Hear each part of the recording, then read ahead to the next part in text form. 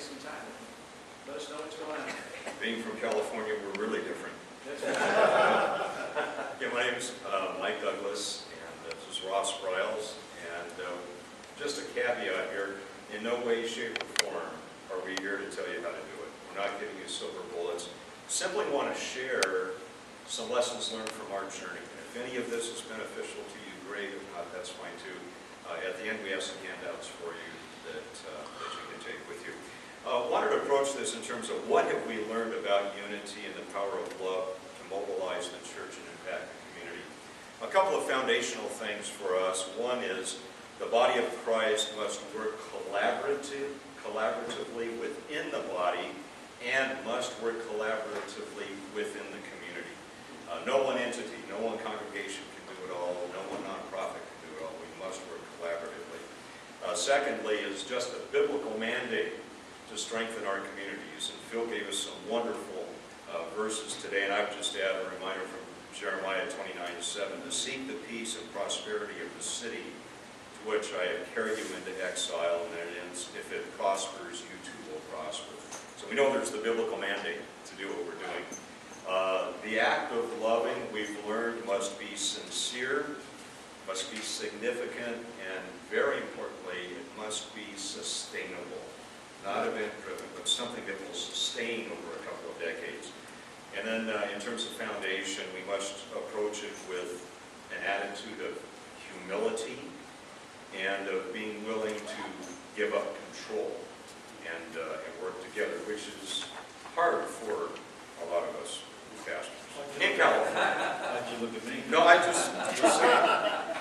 The learning curve, a couple of points here, things that this is built upon over 20 years of, or about 20 years of prayer summits, 20 years of weekly prayer together as shepherds in the city. It's built upon God having taken us to the woodshed a couple of times and disciplining us, which we learned a lot from. We learned from our mistakes, and that's real important to look back and say, wow, we messed up there, and how can we do this differently? We learned we must sacrifice for the kingdom building efforts, and that has led to things like the community marriage policy, lighthouses of prayer, connections 2009, 10, and 11, which were community service things. A lot of initiatives have come out of that. City Ministry Network, which is going for about 10 years now, advancing vibrant communities, helping the body of Christ connect with opportunities to serve, our prayer summits, our weekly prayer time, recovery ministry that is now promoting recovery efforts within the city and such. What we want to get to and really talk about now are the lessons we have learned, because I think this is most valuable, and Ross is going to provide some good anecdotal support for that. In terms of lessons learned, first thing was, Ed Silvosa was right when he came to us in 1997, and he said, you guys are all hepped up about doing this, and he says, I'm here to tell you, the enemy, and this is my words, the enemy will whack you. We also, we know spiritual warfare, right? We got our armor on, we had no idea, and we got pummeled, and we learned a lot from it. We got assaulted. Secondly, never, ever, ever will we ever again put our name on God's ministry. Ever again. Well, we say that. Hopefully we'll never do that again. And love is not an event, it's a long-term marathon. And got a couple others, but Ross has some good anecdotal stuff for you. I just want to talk to you very briefly about a three-meeting idea that is now 5 years long. I would say if we're talking about loving communities, you better not start down that journey unless you're willing to commit at least a decade to it. And I would recommend probably 5 decades as a more realistic time. So that's the background. Probably 15, 20 years ago, there was some property that we had access to in an underserved part of our city. We felt like God was leading us to build a ministry center there. It evolved over a period of years to about a 3.5 acre park, 3 acre plus parcel, a 40,000 square foot building. We went through all the planning processes, and we parachuted into the community, and promptly in public hearings, planning commission clouded up and rained on rather royally. Typically, the temptation was to do what I perceive Christian ministries doing whenever that happens. You tuck your proverbial tail between your legs, whine, whimper, and leave the community, and go somewhere and play on the playground where you're loved, affirmed, and appreciated. We decided that was not going to be, and this had been the moniker, the history of our city, and probably in many of your cities, I don't know. But we decided at that point that we heard something, and it was very simply this: you are not hearing us. I said, oh.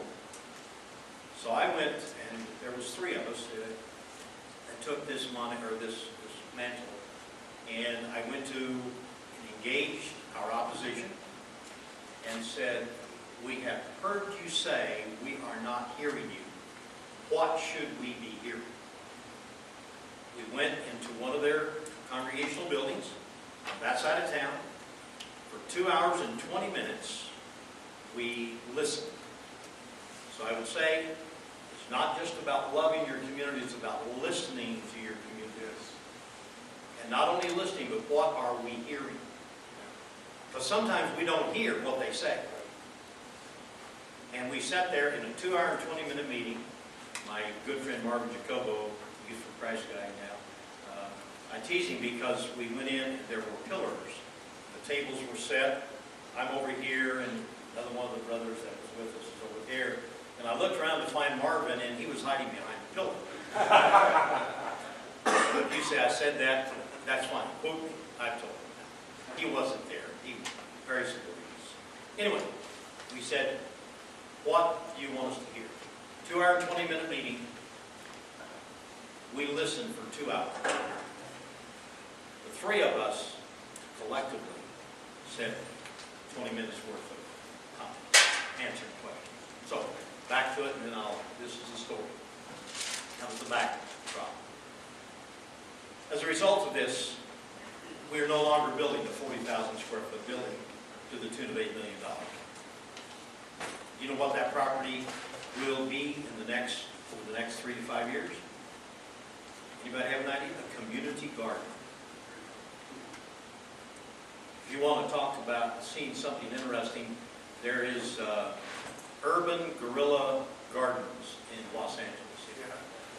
Maybe some of you have seen here in Chicago too. Okay, all right. I won't develop that. We asked our distinguished opposition. We listened to them, and we heard what one of their passions was. It was to develop a walking trail a half a mile long between 2 major streets along an irrigation pipeline. It is a pigsty. So it became my responsibility to engage the West Modesto King Kennedy Neighborhood Collaborative in that journey. They had been trying that for 3 years, had never been able to get funding. One of the reasons they did not understand, which my background is construction and development and planning, they did not understand that you have to have a lot of stuff here before you apply for a grant. So they did not know about it. I didn't know how to do that. I said, I'll come along. I won't raise your funds. I'll come along and do what I can do. I'm not a guy at meetings. I said, I have 3 meetings. Today we're going to discuss it, make assignments. We leave, come back in 2 weeks, report back on our responsibilities, make the adjustments. 3rd meeting, we launch this baby. I knew I was in deep weeds because I had Modesto Irrigation District, City Police, City Parks and Rec. There was about 10 participating people at the table. I knew I was in deep weeds at the end of the meeting. One of the bureaucrats came up to me and says, Pastor Bryles, it's really good to have a goal. Now we are 5 years in this church. The good news is I got the refined set of plans back. We now are on the verge for $100,000 from raising $1 million to build this trail.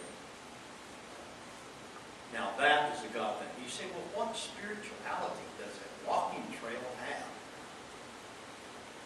we engaged a community-based organization at their level of passion, and we continue to walk that journey. So back to the point I made first, if you're not willing to engage for at least a decade, you don't even start the journey. Let me just wrap this up and then answer any questions that you have. Final points, lessons we learned. We must be dedicated to geography because that's important to the people who live there. We must serve humbly, not worry about who gets the credit. We triple underline that one. We must accept criticism and pushbacks even if they're wrong. We have to accept it because that's what the perception is, and we have to deal with it. We must listen well after we ask the questions. One thing to ask the questions, another thing to listen well so that people feel that they're heard. We must do efforts that are sustainable so that it's not hit and run evangelism, but we are viewed as being there for the long term. We must function as a body part, not as individually, as individual ministries, congregations. We must function within the body and not try to be everything to everyone. We must let Christ be the head and not try to take the headship from him. We must find what Eric Swanson calls those areas of common grace, where the concerns of God, the concerns of the city, the concerns of the congregations intersect and focus our resources there. We must avoid headlines, serve humbly, and then probably the most important of all those lessons learned, there must be consistent, continual, committed prayer. And without that, we're dust. So, Great job. So much there. Comment? We have a couple minutes. Comment? Question? Yeah, I can one. Obviously, first of all, thank you for sharing all this good stuff. So it's great stuff. How do you measure it? I think that is a fantastic question because my belief is our metrics of success are upside down. I don't think we in today's Western church use the metrics of success that God uses.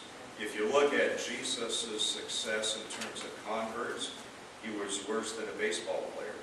I mean, he was striking out all the time. They put him to death, for goodness sakes. So I think our metrics are not God's metrics. I believe we need to start looking at what is the influence of the body of Christ in the city as the metrics of our success.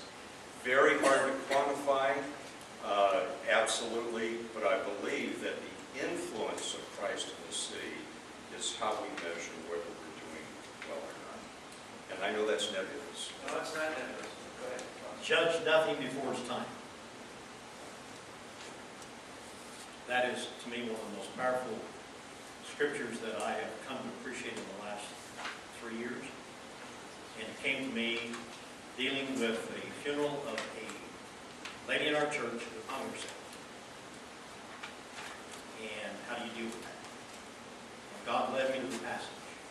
Judge nothing before it's time. The message, Eugene Peterson says, wait till all the evidence is in. And he will determine success.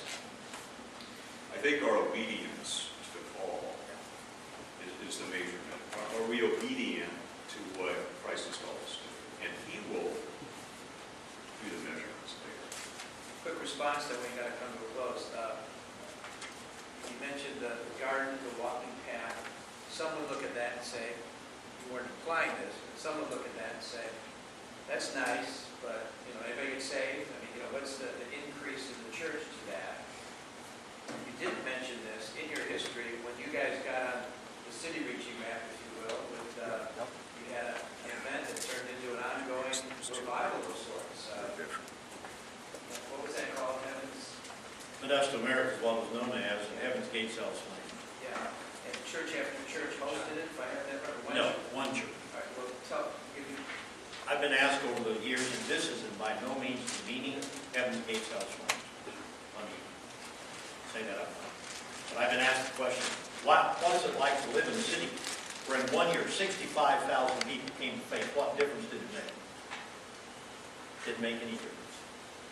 That's the tragedy What it showed, from my perspective, what it showed us is the body of Christ was ill-equipped to assimilate any significant harvest.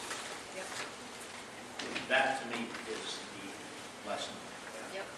Yep. So, comments from me that connects to what we've been talking about, this whole idea of love. And also, well, again, your question of metrics, I think our metrics are not wrong to be in the area of increase. How many people are 65,000?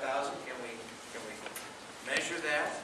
That's not wrong. It's that there's other kinds of metrics. And you use the word, Mike, influence. I'd add to that impact. And so I think we need to be careful not to have only one kind of metric. And I'll also give you guys something to pass around your table if you would. This is the kind of the one-pager on this Love 2020 initiative. We welcome you looking at it and participating any way God will lead you. It asks us to give some time to an evaluation, but I don't, do they give you evaluation forms in the program? It's in the book? Okay. So I'm not giving you a significant amount of time, but I'll close now, and if you have time to put an evaluation, I'm sure they'd love to see that. I'd like to make one comment You may. to Jay. Please. I don't think they overlooked your Christianity. I think they saw the real deal. That's having a good report outside the church. And they see the real deal in integrity and trust. And the separation of church and state came about, I think, because the church got very legalistic. Okay, so be encouraged. You're doing a good thing. Thank you, Noel. There's an evaluation form in your packet in that book, so please don't forget to give them the feedback that they need. That really helps conferences like this to make plans for the future. Anybody else? Final thought, comment before we wrap up? I want to thank you all for being here. Jay and Noel, thank you, not just for being here, but for the ministry, and Mike and Ross, all four of you. Thanks for what you're doing and how you've challenged us. I'm sure we're each taking some kind of action, thought, or plan out from this place. Trust it will bear fruit for the kingdom. So allow me to pray, and lunchtime coming up.